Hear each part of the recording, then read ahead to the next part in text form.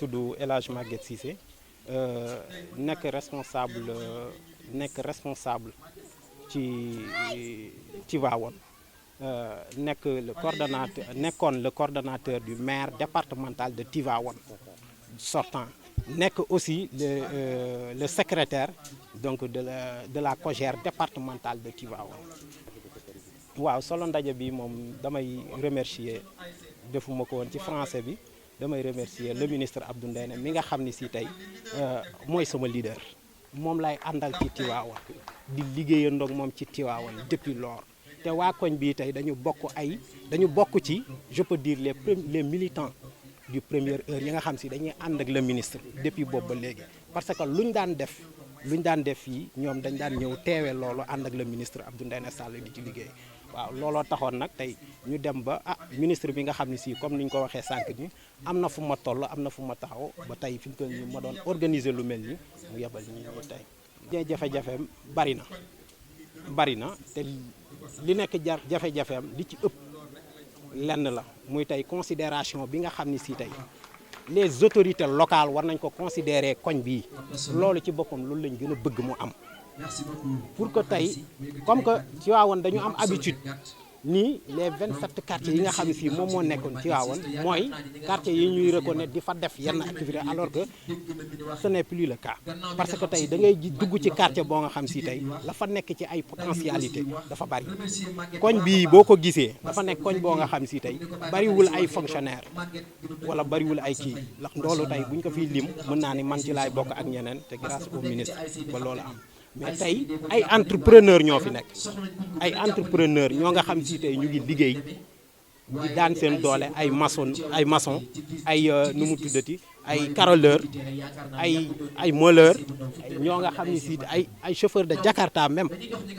je peux dire ici à Tivaouane ñi fiy dawal Jakarta koñ bi dañu bokk ci sookul bi jamono. waa jafe-jafe yi nag moom loolu ci la bokk beneen bi ci topp beneen bi ci topp mooy sécurité bi comme ni nga ko waxee sécurité bi jamono jii tey Tivaouane koñ bi am na ci problème. Parce que boo dee seet lumière yi amu fi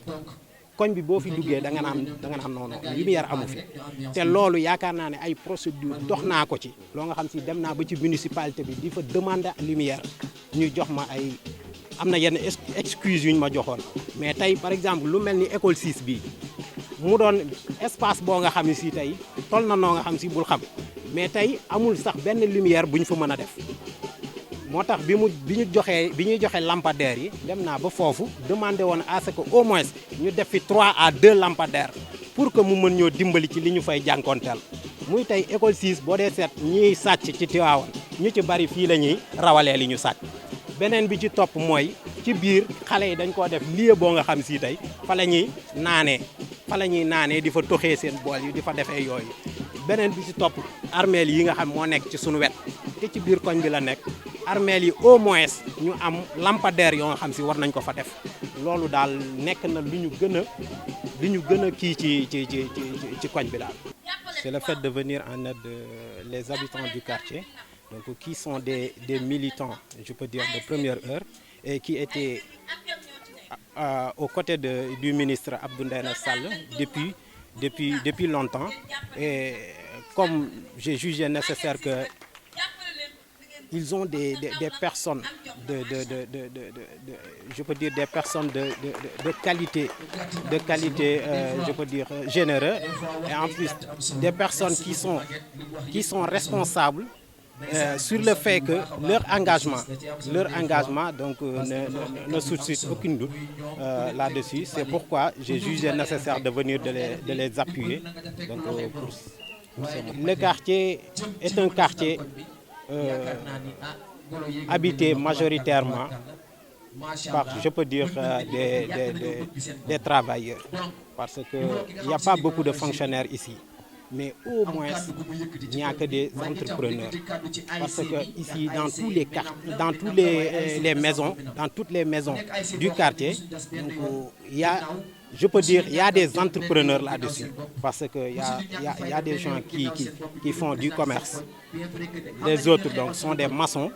d'autres des carreleurs, d'autres aussi des meuleurs. Et ça, donc, je suis vraiment content donc, des habitants du quartier. Oui, le quartier a d'énormes difficultés. Sur le fait qu'ils n'ont pas des, je peux dire, ils n'ont pas des veilleurs. Donc sur le fait que donc, au niveau de Tivaouane, il y avait des responsables qui pensaient que sauf les grands quartiers, qu'on dit les grands quartiers, par exemple les 27 quartiers, donc sont les quartiers légaux donc, qu'ils peuvent mener leurs activités là-bas. Alors qu'il y a des quartiers qu'on appelle des sous-quartiers, alors que c'est des quartiers donc, qui regorgent d'énormes potentialités. Alors que ces quartiers-là ont besoin de soutien de ces différents leaders. Oui, côté assainissement, j'espère que les habitants du quartier donc, sont engagés pour ça. Parce qu'ils ont des groupements qu'on dit les mbotailles qui font le balayage chaque jeudi. Chaque jeudi, ils font ce balayage-là. Côté sécurité, là, je pense que là, notre souci, c'est de ce côté-là. Parce que l'insécurité, sur le fait qu'il n'y a pas beaucoup d'éclairage dans ce quartier. Et en plus, ici, je peux dire, il y a une école qui est ici. L'école Cheikh Bou Kounta, qui est une école vaste et qui n'a pas de lumière. Là, d'énormes tentatives donc, ont été faites au niveau de la municipalité pour qu'au moins qu'ils nous octroient donc, pour les lampadaires qu'ils distribuaient la fois passée. Parce qu'ici, on ne peut pas vivre dans ce quartier qui a beaucoup de tentations. Parce qu'au niveau de l'école 6, là, c'est là-bas que les malfaiteurs viennent. C'est un lieu de recellement. C'est là-bas qu'ils recèlent